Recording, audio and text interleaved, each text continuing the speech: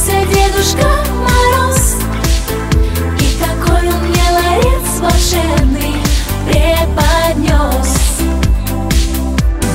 Новогодние игрушки, свечи и хлопушки в нем, а веселые зверюшки в мой перевернули дом. Завели веселый хоровод, до чего смешной весной народ. И не верилось, что все пройдет сказочным сном.